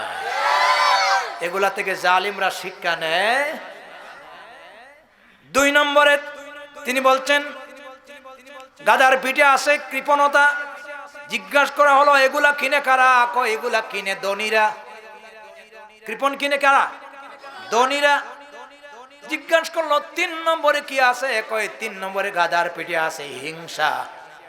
জিজ্ঞাসা করা হলো, এটাও আবার মানুষে কিনে? কয় কিনে, এটা তো আরো ভালো মানুষই কিনে। জিজ্ঞাসা করা হলো, কারা কিনে? কয় হিংসা কিনে আলেমেরা। আমরাও কিন্তু ভালো না, হুজুররা হিংসা কিনে। হিংসা যে কিনছে, বর্তমান সময়ে বাংলাদেশের আলেমরা এত হিংসুক হতে পারে, আল্লাহ মাফ করুক, নাজবিল্লাহ, আল্লাহ মাফ করুক। এই জাতীয় হিংসা বিদ্বেষ যদি আলেমরা রাখে, তাহলে ভবিষ্যতে আলেমদের কাছে মানুষ দোয়া চাবে না, আলেমরা জনগণের কাছে দোয়া চাইতে হবে। ঠিক কিনা বলেন? কুকুরের স্বভাব হয়ে গেছে, এক কুত্তা যেইভাবে আরেক কুত্তারে দেখলে সহ্য করে না, এক আলেম আরেক আলেমকে সহ্য করতে পারে না। এই বদ খাসলত থেকে বেরিয়ে আসতেই হবে। কোরআন সুন্নাহ কেউ ঠিকাদারি নিয়ে গেছেন যে এটা আমার সম্পদ, আর কেউ তাফসীর করতে পারবে না, আর কেউ এটা নিয়ে ঘাটাঘাটি করতে পারবে না। যদি একজন উঠে তার দ্বারা খেদমত হয়, শুরু হয়ে যায় তার বিরুদ্ধে ফতোয়া। ঠিক কিনা? ফতোয়া দিতে দিতে বর্তমান বিশ্বের মুসলমানদের যিনি একজন গর্বিত Islamic scholar Sheikh doctor Zakir নায়েককে পর্যন্ত ফতোয়া দেওয়া হয়েছে ইহুদিদের দালাল, খ্রিস্টানদের দালাল। অথচ যারা ফতোয়া দিয়েছে তাদের হাতে আজ পর্যন্ত একজন মানুষ মুসলমান হয় নাই। নিজেরও ঈমান আছে কিনা সন্দেহ আছে। অথচ ডাক্তার জাকির নায়েকের হাতে এই পর্যন্ত ইন্ডিয়াতে 3 লাখের মতো মানুষ মুসলমান হয়েছে। সারা দুনিয়াতে প্রায় 10 লাখের মতো মুসলিম মুসলমান হয়েছে। সেই লোকটাকে ফতোয়া দিয়া আজকে গোটা পৃথিবীতে প্রশ্নবিদ্ধ করেছে। আজকে তার টিভি নাই, তার প্রতিষ্ঠান নাই, আজকে মালয়েশিয়াতে তিনি জীবনযাপন করছেন। এইভাবে যারাই ইসলামের খেদমত করে তারাই ফতোয়া দিয়া প্রশ্নবিদ্ধ করে। এই অবস্থা যদি হুজুররা করতে থাকেন, হিংসার বীজ জন্ম দিতে থাকেন, লাভবান হবে শয়তান আর নাস্তিকের ইবলিসেরা। কথা ঠিক কিনা বলেন? যাই হোক, যে 3টা গাট্টির ভিতরে বলছিলাম, একটা গাট্টি কার্পণ্য, কৃপণ, এটা কিনবে ধনীরা। অতএব যে সম্পদশালীরা জাকাতের উপযুক্ত হওয়ার পরে জাকাত দেয় না, কার্পণ্য করে, বুঝতে হবে সে ইবলিসের একটা গাদার বোঝা কিনে ফেলেছে। কথা ঠিক কিনা বলেন? তাহলে ভাইরা, জাকাত দেবেন তো ইনশাআল্লাহ? আম সাদাকাত দিবেন তো ইনশাআল্লাহ? এতিম মিসকিন বোকানাগা মানুষের পাশে দাঁড়াবেন তো ইনশাআল্লাহ? শুধু তাই না, 15টা বললে তো বহু দূর চলে যাব। নবী করিম সাল্লাল্লাহু আলাইহি ওয়াসাল্লাম তিনি আরো বলেছেন, যেই সমাজের ভিতরে তোমরা দেখবে ওয়া তুআল্লিমু লিগাইরিদ দ্বীন, মানুষ ইলম অর্জন করবে দুনিয়া কামাইয়ের জন্য। দুনিয়াকুর মৌলবীরা আছে না, দুনিয়া কামাইয়ের উদ্দেশ্যে ইলম আপনার অর্জন করবে। এইভাবে আল্লাহর রাসূল সাল্লাল্লাহু আলাইহি ওয়াসাল্লাম বলেছেন, সন্তানরা মায়ের নাফরমানি করবে, পুরুষরা তার স্ত্রীর আনুগত্য করবে।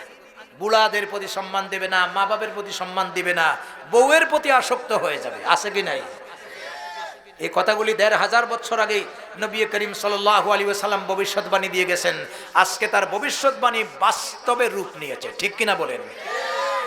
এই জাতীয় অপরাধগুলি সমাজের ভিতরে প্রতিষ্ঠিত হলে আল্লাহর নবী বলেছেন, তোমরা অপেক্ষা করো রক্তিম বৃষ্টি, ভূমিধস, ভূমিকম্প, এইভাবে নতুন নতুন নামে আযাব আর গজব আসবে, যেগুলার নাম তোমাদের বাপ দাদা কোনোদিন শুনে নাই, যেগুলার মোকাবেলা করার মতো তোমাদের কোনো শক্তি নাই, সামর্থ্য নাই। এই জন্য ভাইরা আমার, আযাব আর গজব আসে শুধু ইমানের পরীক্ষার জন্য নয়, আমাদের পাপের বদলা হিসাবে। কথা ঠিক কিনা? তাহলে বর্তমান প্রেক্ষাপটে যদি আমাদের বাঁচতে হয়, আমাদের হারানো গৌরব জিন্দগি ফিরিয়ে আনতে হয়, ১ নম্বরে অন্যায় কাজ ছেড়ে দিতে হবে, পাপ কাজ ছেড়ে দিতে হবে। আর জীবনের সকল অন্যায় থেকে আল্লাহ রাব্বুল আলামিনের দরবারে আমাদেরকে অনুতপ্ত হতে হবে। কথা ঠিক কিনা? আল্লাহ পাক বলেছেন, তুবু ইলাল্লাহি তাওবাতান নাসুহা, আই তাওবাতান খালিসা। হে ঈমানদারেরা, তোমরা আল্লাহর কাছে তওবা করো। কে বলছেন? মনোযোগটা এদিকে। কে বলছেন? কিভাবে তওবা করবে? তাওবায়ে নাসুহা।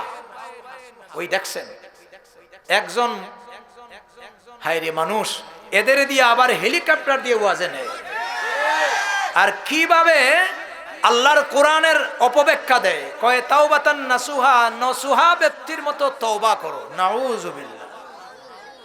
আবার একজন বড় মাপের ইসলামিক স্কলার, যার জীবনে জিপিএ 5 ছাড়া কিছুই নাই, তাকে বলে বাটপার। এটা কোনো আলেমদের ভাষা হতে পারে না, এটা কোনো দায়ীদের ভাষা হতে পারে না। যারা গালিগালাজ করে এগুলো ইতর শ্রেণীর কাজ করে। তো ভাইরা আমার, অপব্যাখ্যা শুনে মানুষ, আর এদেরকে নিয়ে হেলিকপ্টার দিয়ে ওয়াজ শুনে এই দেশের জনগণও খারাপ হয়ে গেছে। আল্লাহ বলেছেন, তুবু ইলাল্লাহি তাওবাতান নাসুহা, তওবা করো, তাওবায়ে নাসুহা। এটার ব্যাখ্যা হলো আই তাওবাতান খালিসা, খাঁটি তওবা করো। এই জন্য খাঁটি মধুকে আরবিতে বলে আসলে নাসুহ, খাঁটি মধু। ঠিক তেমনি ভাবে খাঁটি তওবাকে বলা হয় তাওবাতান নাসুহা, খাঁটি তওবা করো। মুফাসসিরিনে কেরাম ব্যাখ্যায় লিখেছেন, যেই তওবার ভিতরে 3টা জিনিস থাকবে সেটা খাঁটি তওবা। একটা হলো জীবনে যত গুনাহ করেছে, অন্যায় করেছে, সমস্ত গুনাহ থেকে লজ্জিত হওয়া, ভবিষ্যতে জানিয়া শুনিয়া আর কোনো গুনাহের কাজে লিপ্ত না হওয়া। 3 নম্বরে আল্লাহর হক এবং বান্দার হক যারা লঙ্ঘন করেছে এটাকে আদায় করে নেওয়া। যদি এইভাবে তওবা করে, তওবায়ে নাসুহা হবে। আল্লাহর নবী বলেছেন, আত্তাইবু মিনাজ যামবি কামান লা যামবা লাহু, গুনাহ থেকে তওবাকারী এমন ভাবে গুনাহ মুক্ত হয় সে যেন জিন্দেগিতেও কোনো প্রকারের গুনাহ করে না।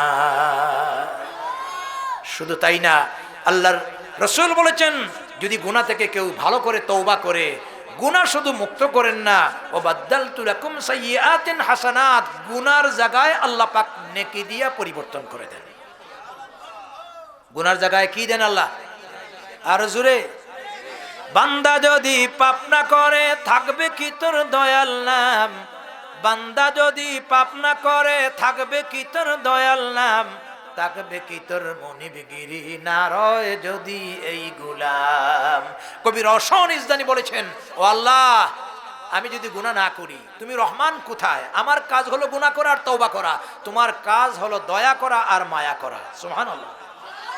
মানুষ গুনাহ করবেই, কিন্তু গুনাহ থেকে তওবা করতে হবে, ঠিক কিনা বলেন? যদি তওবা করি আল্লাহ আমাদের গুনাহ মুক্ত করবেন, ঠিক কিনা বলেন? আর শুধু তওবা করে চলবে না, আরো কাজ করতে হবে। কি কাজ করতে হবে? আল্লাহ রাব্বুল আলামিন কোরআনে কারীমে বলেছেন, ওয়াতাসিমু বিহাবলিল্লাহ বিল্লাহি জামিআন ওয়া লা তাফাররাকু।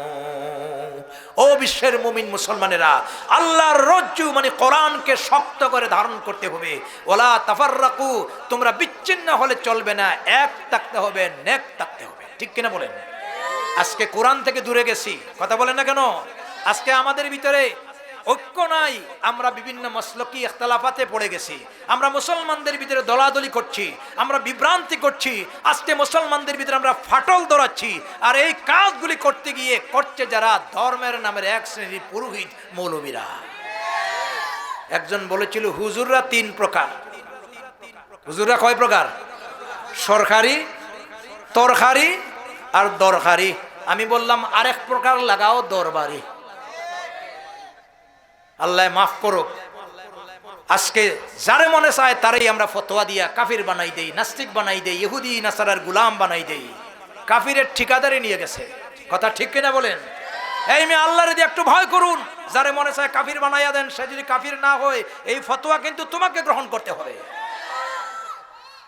মুসলমানদের এমনি অবস্থা নাই, পিঠ দেওয়ালে লেগে গেছে। যেখানে ঐক্য হওয়ার কথা সেখানে তুমি এ সমস্ত বিষয় নিয়ে দলাদলি করছো। ইসলামের অনেক কিছু বিষয়গুলি আছে, বিভিন্ন আইম্মায়ে কেরামদের ভিতরে যুগ যুগ ধরে এগুলো ইখতিলাফ আছে, এগুলার পক্ষে হাদিসও আছে।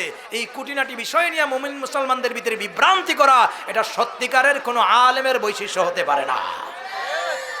হজে গেছেন তো আপনারা? হজে গেছেন না? সেখানে দেখবেন কত জাতির মুসল্লি রফি আদান করে, কেউ বুকে হাত বাঁধে, কেউ নাবির নিচে হাত বাঁধে, কেউ আমিন জুড়ে বলে, কেউ আসতে বলে, কেউ হাত ছেড়ে দেয়। আছে কি নাই? আমি আমিন জুড়ে বলি হানফি, আরেকজন আসতে বলে।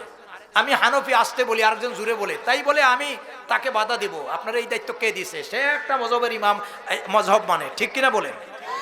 আমি বাবার নিচে হাত বাঁধি, আরেকজন বুকে হাত বাঁধে, তো উনি আরেক মজহব অবলম্বন করে, এটার পক্ষে হাদিস আছে।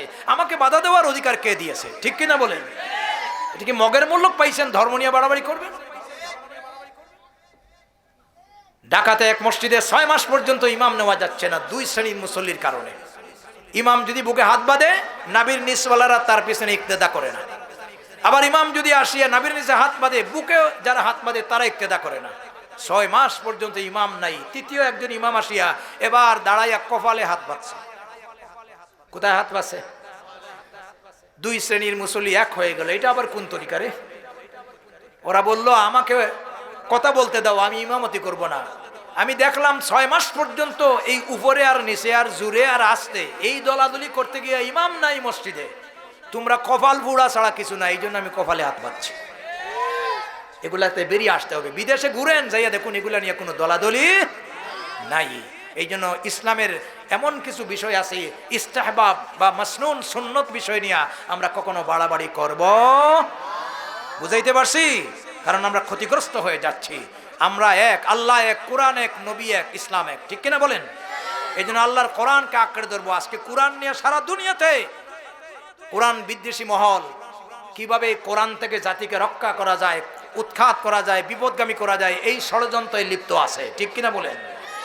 সেই দিন নরওয়ে এক যুবক কোরআনে আগুন দিয়েছে, ঘটনা দেখছেন কিনা আপনারা জানেন? ইলিয়াস নামের এক যুবক রক্ষা করতে গিয়া তাকে পুলিশ ধরে নিয়ে গেছে। পরের দিন সব মুসলমানেরা ঘর থেকে আল্লাহর কোরআন রাস্তায় নিয়ে এসেছে। যখন তেলাওয়াত করেছে চোখের পানি ছেড়ে, বিধর্মীরা মুসলমানদের কোরআন তেলাওয়াতের চোখের পানি দেখে শুধু নরওয়ের রাজধানীতে একই দিনে হাজারো খানিক যুবক মুসলমান হয়েছে। শুধু তাই না, আমেরিকার একটা সংস্থা জাতিসংঘের অধীনে তারা গোটা দুনিয়া জরিপ করেছে এবং বলেছে আগামী 2070 সালের ভিতরে যেইভাবে এখন যুবকেরা বিধর্মীরা ইসলাম গ্রহণ করছে, কোরআনের দিকে এগিয়ে আসছে, এইভাবে চলতেই থাকলে আগামী 2070 থেকে 80 সালের ভিতরে গোটা দুনিয়া মুসলমানদের সংখ্যা প্রথম পর্যায়ে চলে যাবে। খুশি না বেজার? আল্লাহর কোরআনের রাজ কায়েম হোক, আপনারা চান কিনা? কারা চান? একটু হাত উঠান তো দেখি।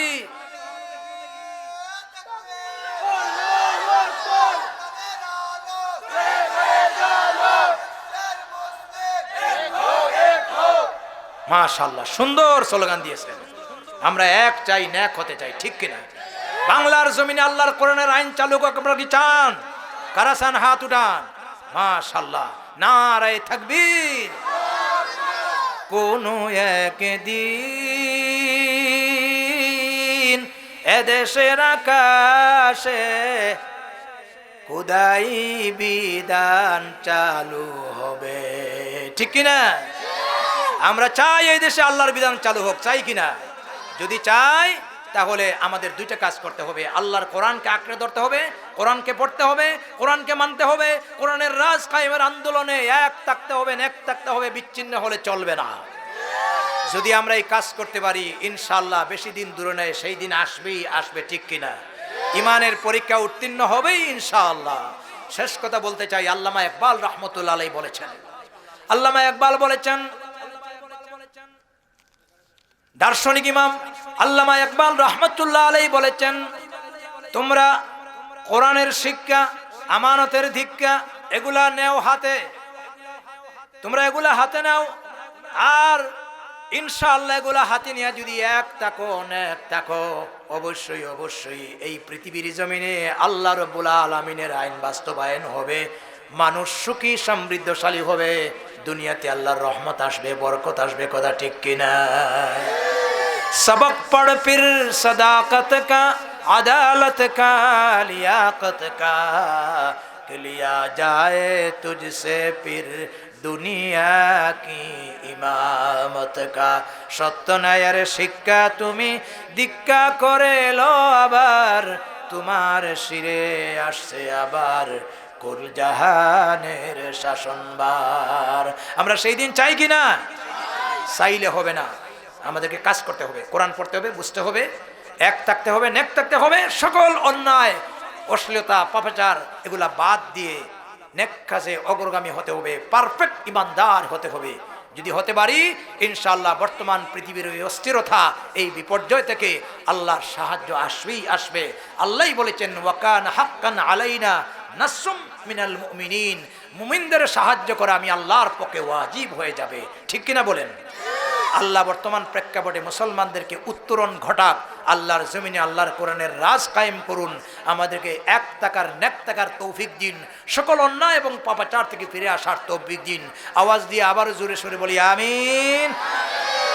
পরিশেষে শিমুলিয়া নিউ জামে মসজিদের উদ্যোগে 26তম 2 দিন ব্যাপী বার্ষিক তাফসীরুল কোরআন মাহফিলের আজকের এই অধিবেশনে আমার আলোচনা সূরাতুল বাকারার 155 নম্বর আয়াত এর আলোচনা এখানেই শেষ করে নিচ্ছি।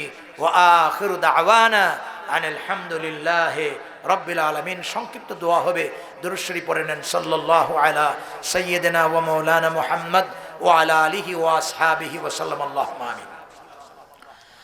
আলহামদুলিল্লাহিল্লাযী হাদানা লিহাযা ওয়া মা কুন্না লিনাহতাদিয়া লাউলা আন হাদানাল্লাহ লাকাদ জাআত রুসুলু রাব্বিনা বিল হক ربنا ظلمنا أنفسنا وإن لم تغفر لنا وترحمنا لنكونن من الخاسرين।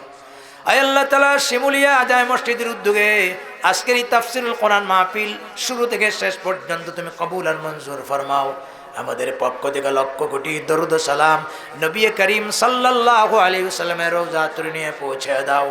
যারা বিমারি বাসা বাড়িতে, হাসপাতালে, মেডিকেল ক্লিনিকের সমস্ত বিমারীদের শিফা এনায়েত ফরমাও। আল্লাহ তোমার আসমানি জমিনি বালা মুসিবত থেকে হেফাজত ফরমাও। আয় আল্লাহ তাআলা, একটা পরিবারে 2 জন লোক ব্রেন স্ট্রোক, আল্লাহ তোমার বান্দাদের তুমি সাহায্য করো। আল্লাহ নতুন নতুন রোগে যারা আক্রান্ত, তোমার রহমত দিয়ে এই সমস্ত রোগ থেকে মুক্তি দান করো। আয় আল্লাহ তাআলা, আমাদের সকলের জিন্দা মুর্দাদের মাফ করো। আমি জানি না কার মা আছেন, কার বাবা নাই, কার বাবা আছেন, কার বাবা নাই।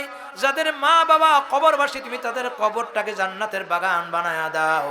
রব্বির হামহুমা কামা রাব্বায়ানি সগীরা। তামাম বিশ্বের যত মুমিন মুমিনাত কবরবাসী সবাইকে মাফ করে দাও। দুনিয়ার সব মজলুমদেরকে হেফাজত করে নাও। আয় আল্লাহ, আমাদের দেশ এবং জাতিকে হেফাজত করো। কোরআন সুন্নাহ পড়ার বুঝার মানা তৌফিক দাও। কোরআন আর সুন্নাহ দিয়ে আমাদের জিন্দগিটাকে বদলাইয়া দাও।